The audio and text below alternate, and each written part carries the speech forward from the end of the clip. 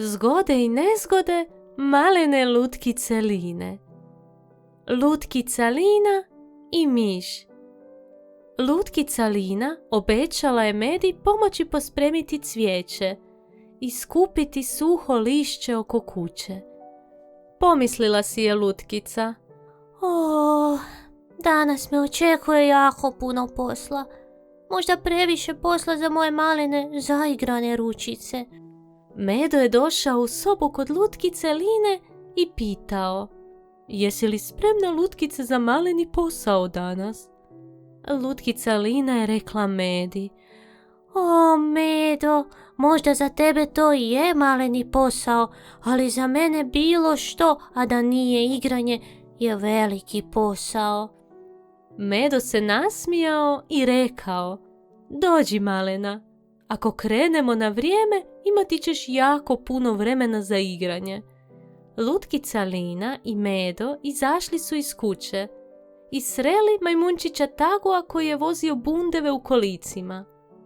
Lutkica i Medo su stigli do Tagua i lutkica je pitala: Trebaš li pomoć sa bundevama, Tagu? Tagu je rekao: Ne trebam pomoć sa bundevama, ali mislim da ima miša koji se skriva na vrtu u bundevama. Znaš, lutkice, bojim se miševa. Oko toga bi mi mogla pomoći. Lutkica je rekla: Može, pogledat ću gdje se skriva taj maleni miš. Tagu se zahvalio i otišao. Tada se lutkica okrenula prema Medi i tiho pitala: Medo, Tagu je jako velik. Kako se on može bojati miševa? Medo se nasmijao i rekao lutkici: Bio ti velik ili maleni, u redu se bojati bilo čega. Bitno je ne smijati se nekome tko se boji i pomoći mu ako možeš.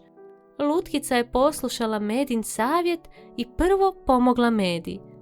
Skupila je svo lišće, pospremili su cvijeće i dvorište je izgledalo divno. Medo, tako sam umorna. Jedan lijepi odmor bi mi dobro došao. A onda je čula Tagua kako gunđa dok skuplja bundeve i sjetila se: Ništa još od mojeg odmora. Vrijeme je da pomognem prijatelju. Vidimo se, Medo. Lutkica je otišla na vrt gdje su bundeve i počela dozivati: Mišiću, dođi ti, nemoj me se bojati. Možemo se igrati, samo se pokažiti. I iz skupine bundeva vikao je miš: Zapeo sam, malo sam previše okruglast. Možeš li mi pomoći? Lutkica je počela pomicati malene bundeve i došla je do miša koji je bio jako okruglast. Lutkica je gledala u miša i rekla: Baš si okruglast mišić koji jede Taguove bundeve. Mišić je gledao u lutkicu i rekao: Nije tako, ja sam oduvijek okruglast. Dobro, možda sam pojeo koju slasnu bundevu, ali ja se zapravo skrivam ovdje od mame i tate. Oni se ljute na mene jer sam uzeo Seki najdražu igračku. Želio sam se družiti sa Sekom i igrati sa njenom igračkom, ali mi ju Seka nije htjela dati, pa sam ju ja sam uzeo.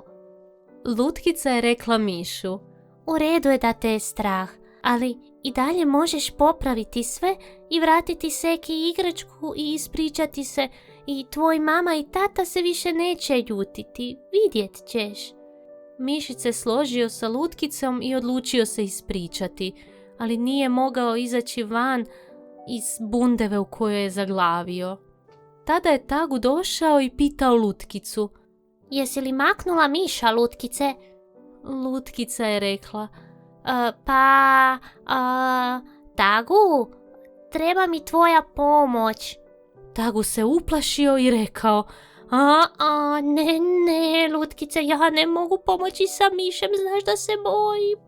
Lutkica je rekla Tagu: Ne moraš ga nositi, ni dirati, samo mi pomozi izvući ga iz bundeve. Miš te neće dotaknuti, obećajem ti.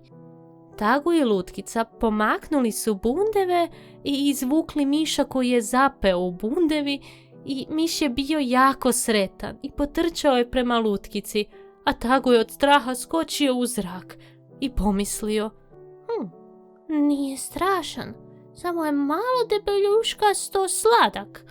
Lutkica i Tagu otpratili su miša doma. Miš je vratio Seki igračku i ispričao se. Mama i tata miš su bili jako sretni. Miš se zahvalio i Lutkici i Tagu. Tagu i Lutkica vratili su se u kuću gdje ih je čekao Medo sa toplim čajem i keksićima. Lutkica je rekla Tagu: Tagu, ponosna sam na tebe. Vidio si miša i bio si jako hrabar. Tagu je rekao Lutkici: Hvala ti, Lutkice, jer si mi pomogla da shvatim da mišići i nisu tako strašni.